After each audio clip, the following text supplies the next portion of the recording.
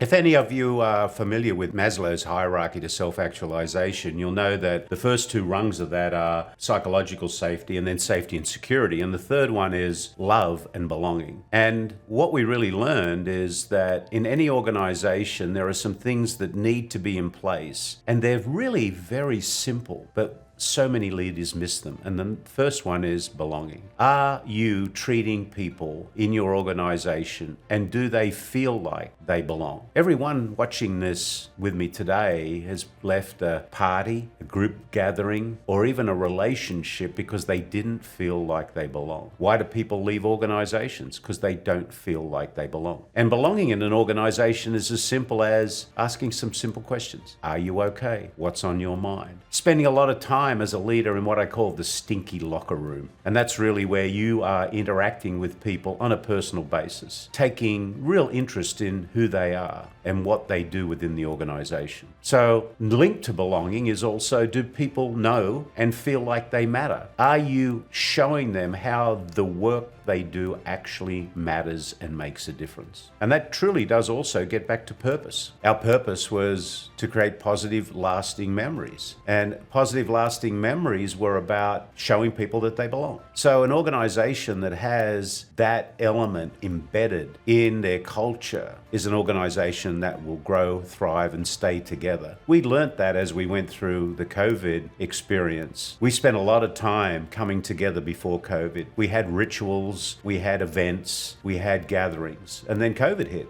And we had to learn how to belong together virtually. And there was a wonderful experience that I had as we were going through the COVID journey, if you will. I'll take you back. It's January 2021. We're a year into COVID. We'd done everything we thought we could possibly do to not drain our cultural equity in the organization and ensure people still felt like they belonged. We'd only just completed in March 2020, before COVID, our employee opinion survey, which was vital in us measuring if the work we did really made a difference. And our numbers were, as high as they normally are. 93% employee engagement, 98% of people loved the company. In January 2021, I was sharing with our folks, I want to make sure we're not draining cultural equity. So let's go out and do a pulse survey to see if everything's still in place. And we did the survey and the numbers came back and they were equal to those in March 2020. So you could imagine I felt pretty good about that. But there was one number that bothered me. That number was related to a question that was something like, I am excited about my place in the company's future. And it came back at 97% of our people globally positively reacting to that statement. And I said, I don't believe that.